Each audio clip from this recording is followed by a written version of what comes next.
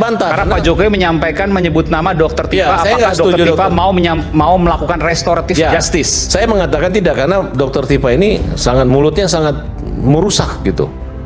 Bahkan mereka ini sekarang hari ini gini, jangan seksis. Jadi boleh. Tetapi misalnya kalau Anda mengatakan jangan mulutnya merusak, itu kan seksis. Tapi komentarnya itu terlalu tajam. Jadi komentar, jangan kita bilang mulut. Banyak salah gitu. Komentar banyak salah. Oke lah. Bagi saya merusak. Itu seksis. Menurut Anda tapi kan? Menurut saya. Kemudian saya mengatakan Dr. Rismon kalau aja. suruh milih saya Rismon. Kenapa pertimbangan Rismon Anda sebutkan itu? Karena menurut saya Pak Rismon ini akan banyak masalah. Maksudnya?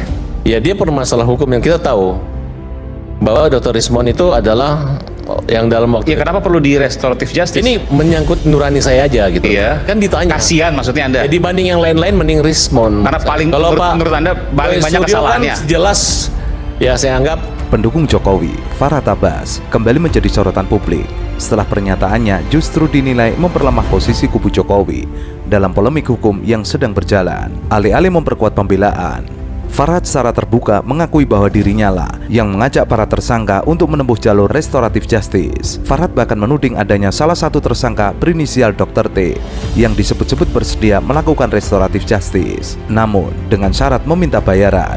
memang dari dulu memang dan pernah dihukum dengan terkait dengan masalah Pak Jokowi. Apa masalahnya? Nah, kemudian sebentar. Apa masalahnya?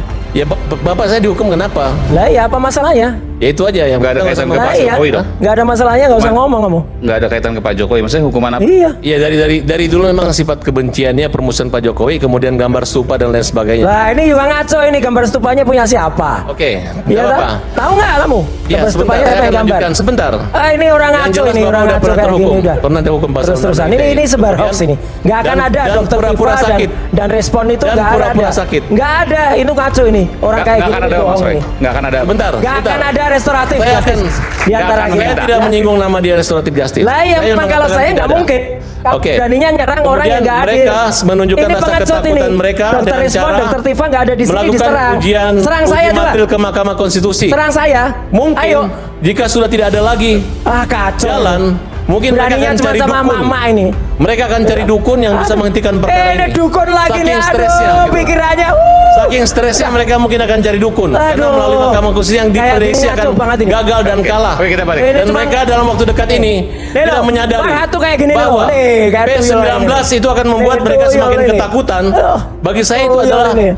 aba-aba atau tanda P19 agar kok polisi ketakutan dulu. Aduh. melengkapi, Ini orang nggak memperkuat, ngerti hukum ini. kemudian menahan mereka Alah, agar P19 gak ditahan. jaksa meyakinkan Belajar hukumnya untuk dari dilimpahkan mana kembali ini? lagi.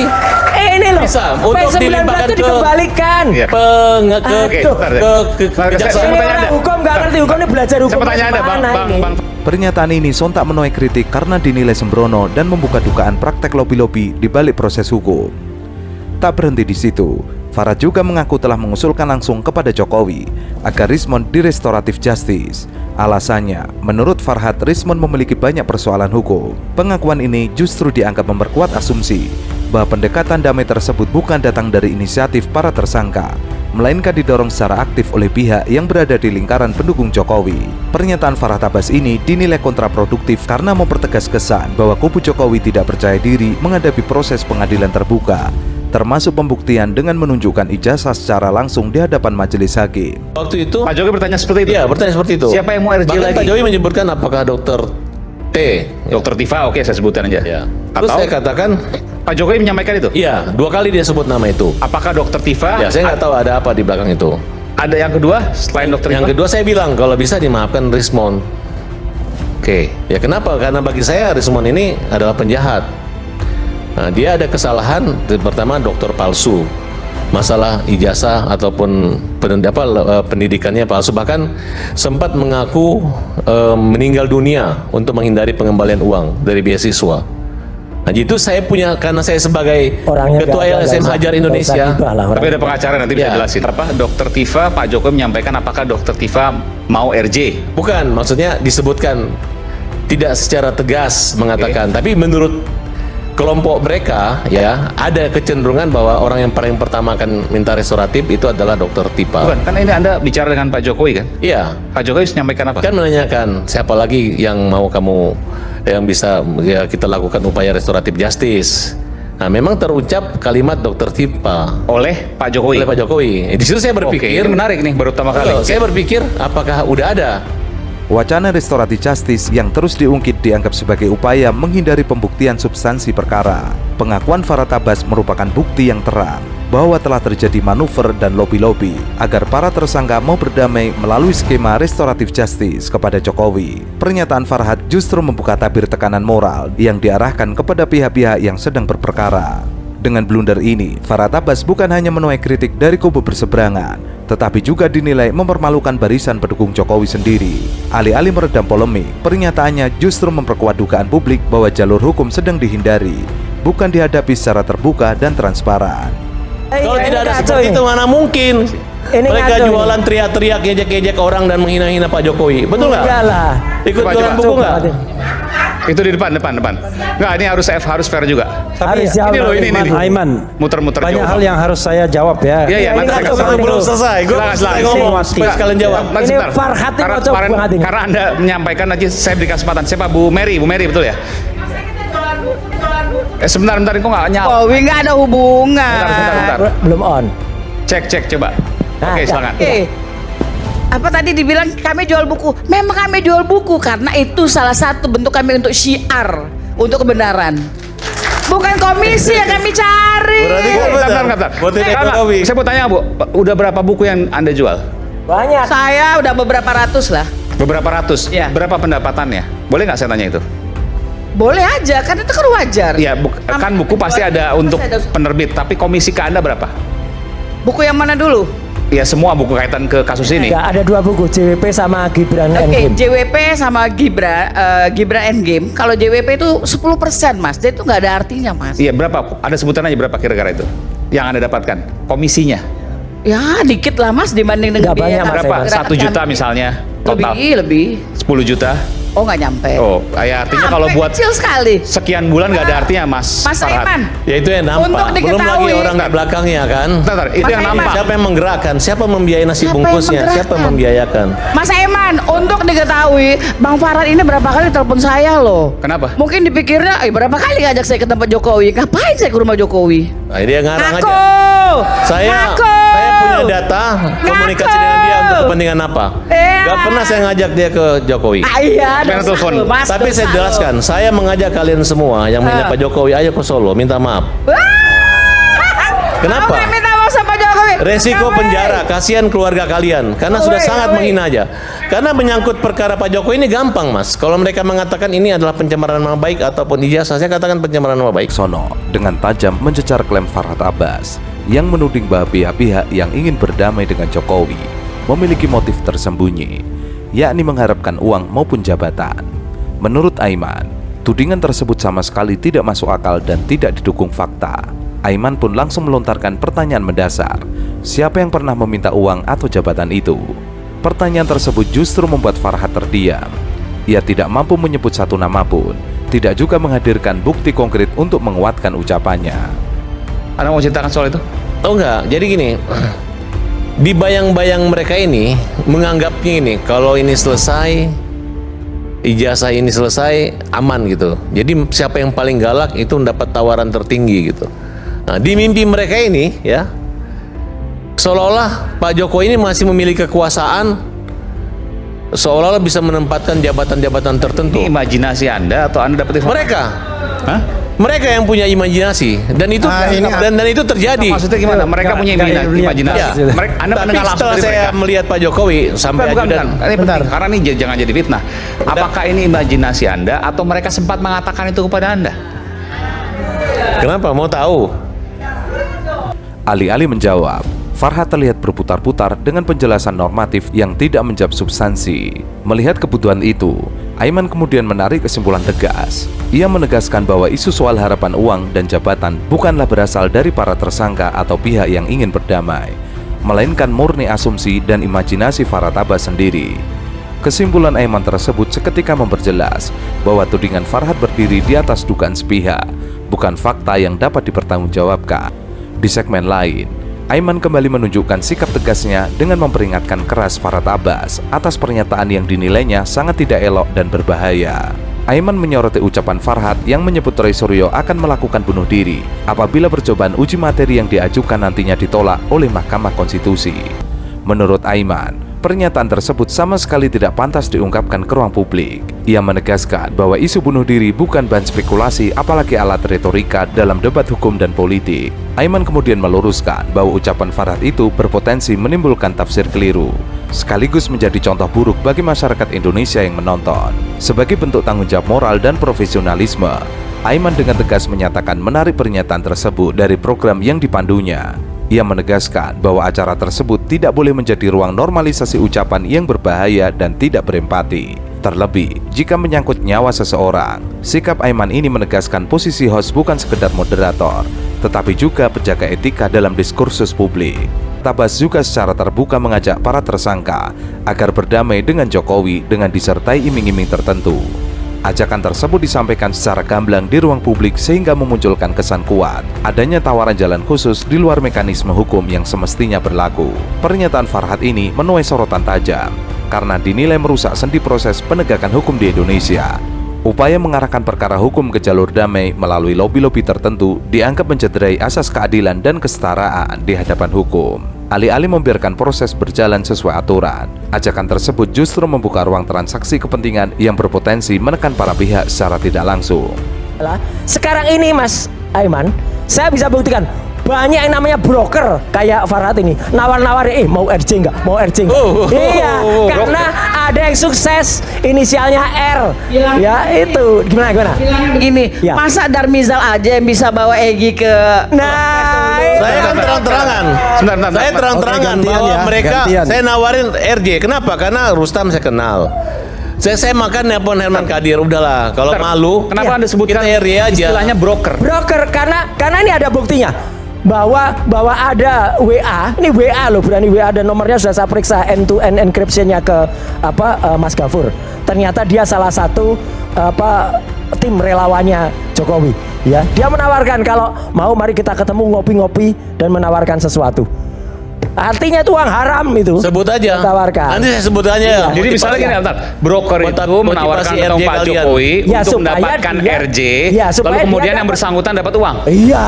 Berarti enggak, kalau begini saya pikirnya begini. Berarti Anda Enggak, menuduh Bang itu fitnah gaya baru Anda Roy Suryo. menuduh Bang Egy sama Bang Damai juga dapat uang dong? Ya silahkan ditentukan sendiri, silahkan dipikirkan. Mana ada orang datang kemudian tiba-tiba minta RJ. Itu ya, otaknya dan kalau tidak uang minta gitu, maaf. segala sesuatu Ya, uang. Iyalah, udahlah otak Egy kotor. Sujana nggak usah karena ngomong. sakit. Pak Iyalah, Jokowi udah. memaafkan Ini juga karena karena- dia sakit. Ini di sini ada Karena kemanusiaan.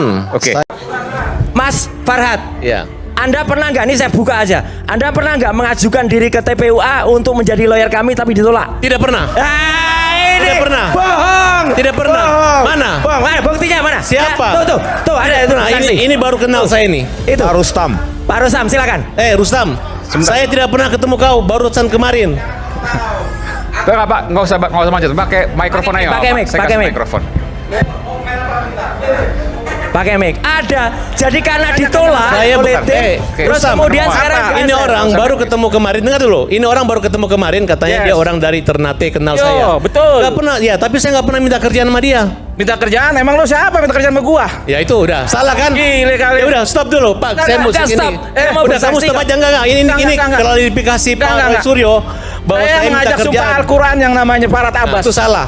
Salah. Nah, saya tantang lagi Farhad Abbas sumpah di atas Al-Quran. Untuk apa? Sumpah untuk apa? Untuk menyatakan kebenaran kalau kita katanya didani dana besar dan ada orang di belakang kita. Saya nggak kenal kamu, nggak ada urusan sama kamu, nggak ada urusan sama dia. Al-Quran mana sih? Al-Quran. Saya nggak kenal ini orang minta Al-Quran. sumpah Al-Quran. Ayo sumpah Al-Quran untuk buat apa? Sumpah untuk karena apa? bahasa sekarang Ya ini. buat apa sumpah Al-Quran? Untuk bicara kebenaran Farhad. Urusan kamu. Kok urusan saya? Urusan kamu juga. Nggak, jadi udah pengacara. mereka ini dilaporin polisi. Ketegangan mewarnai acara Rakyat Bersuara ketika pengacara kontroversial Farhad Abbas beradu argumen sengit dengan pakar telematika Roy Suryo.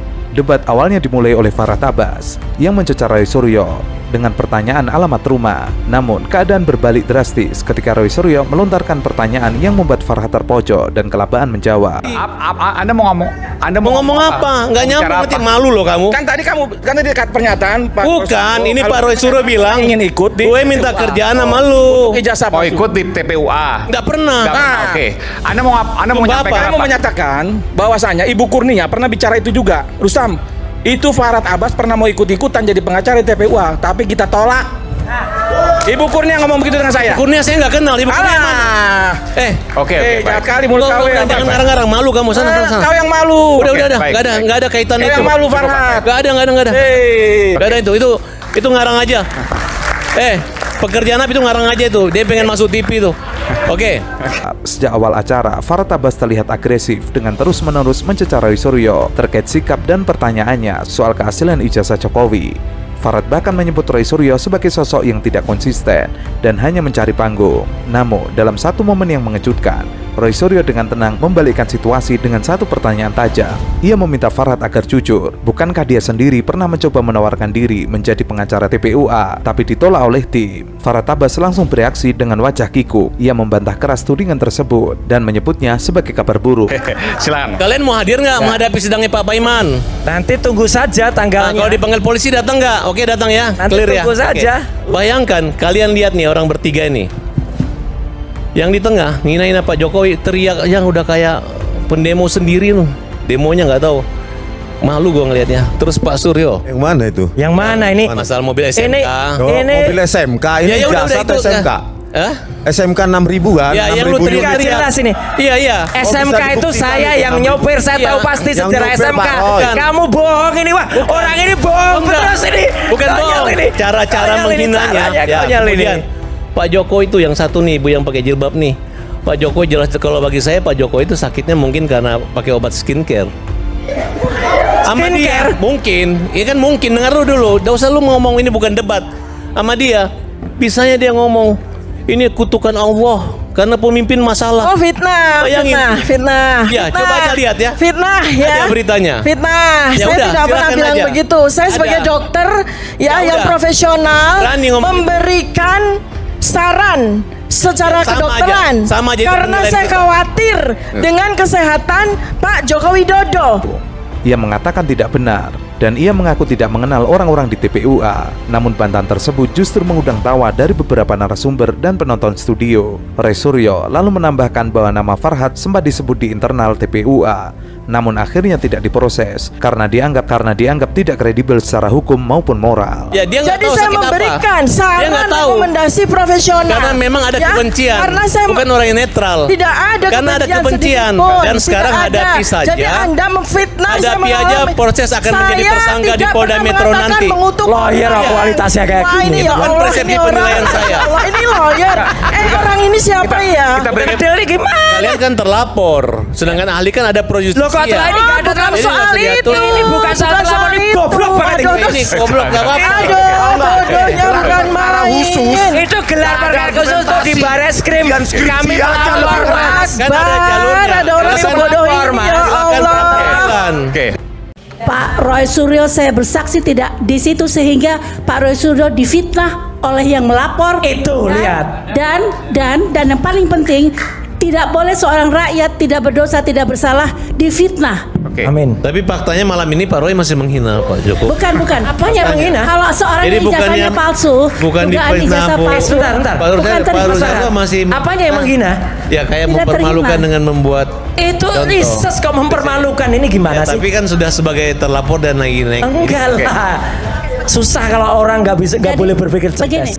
Ketegangan politik terkait keaslian ijazah Jokowi kembali memanas. Kali ini dalam bentuk debat terbuka yang melibatkan anggota tim pembela ulama dan aktivis Yuli Andriani dan pengacara kontroversial Farhad Abbas. Perdebatan itu terjadi dalam sebuah program diskusi televisi nasional Rakyat Bersuara yang dimoderatori oleh Aiman Wicaksono. Perdebatan mulai memanas ketika Yuli secara tegas menyatakan bahwa ia menduga ijazah yang digunakan oleh Jokowi saat mendaftar sebagai calon presiden adalah tidak sah dan berpotensi palsu. Pernyataan Yuli itu langsung menuai respon keras dari Farhad Abbas yang hadir sebagai pembela hukum Paiman. Seorang presiden misalnya dugaan ada ijazah palsu, harus kita buktikan bahwa ijazah itu tidak palsu. Mana Jadi buktinya? kalau misalnya Udah, narasumber. sekarang Buktinya ini, mana? sekarang Balikan Pak lagi ke Jokowi, narasumbernya. kalau Mana mau buktinya? membuktikan ijazah Balikan palsu, aja tinggal narasumbernya, balikan. memperlihatkan kepada Mana kita Balikan semua aja ke yang narasumber. Mana buktinya? Kalau Mana Pak narasumber ijazah baru? palsu, Oke, baik, kita. Oke. punya Ibu ijazah dari palsu. TPUA ya, Bu ya? Hati-hati ngomong, jangan nyusul jadi tersangka lagi loh. Hati-hati ngomong. Balikan aja, balikan. Hati-hati, jangan idealis. Hati-hati Anda Anda ya, hati-hati Hati-hati Anda. ngomongnya. Hati-hati Anda Kenapa? kalau bohong di mata Allah. Kamu mau ngomong di mata bahwa Allah, Pak di mata Jokowi Allah. bisa palsu. Bang Iman, tolong. Dugaan di jasa palsu Ya, kita buktikan. hati-hati ngomongnya. Habis Tolong diambil itu. Calon tersangka. Kasih lihat. Kamu kasih saya lihat. laporan. Presiden. Tolong diambil itu. Kasih lihat. Ibu dari TPUA Ibu ya? Ya, saya aktif di TPU. Calon tersangka ya, ingat catat. Ini aneh kalau orang bisa mengancam-ngancam kayak gini tuh susah. Dia yang ngancam-ngancam Mas, dia yang ngancam-ngancam, dia yang menghindar. Enggak usah, udah. Dia kan membela Saya minta satu. Mendengar pernyataan dari Yuli, Farhad Abbas langsung tersulut emosinya. Ia menuding Yuli telah melakukan fitnah terbuka dan menyebarkan kabar bohong yang bisa menyesatkan publik. Bahkan dengan lantang, Farhad mengancam dan akan membawa persoalan itu ke ranah hukum. Namun, ancaman tersebut tidak membuat Yuli mundur. Ia justru balik menyerang dengan mengatakan bahwa dirinya tidak takut pada tekanan hukum yang digunakan untuk membungkam warga negara yang kritis. Yuli menyatakan bukan dirinya yang harus takut, melainkan para pembela kebohongan yang mencoba mengintimidasi rakyat kecil. Bahkan Yuli sempat mengatakan akan balik melaporkan Farhad ke Presiden Prabowo. Situasi semakin memanas, hingga moderator Aiman harus turun tangan menenangkan kedua belah pihak. Suasana di studio sempat tegang selama beberapa menit, namun akhirnya bisa diredakan. Kemudian ibu-ibu yang tadi ini masih berani teriak-teriak seperti ini.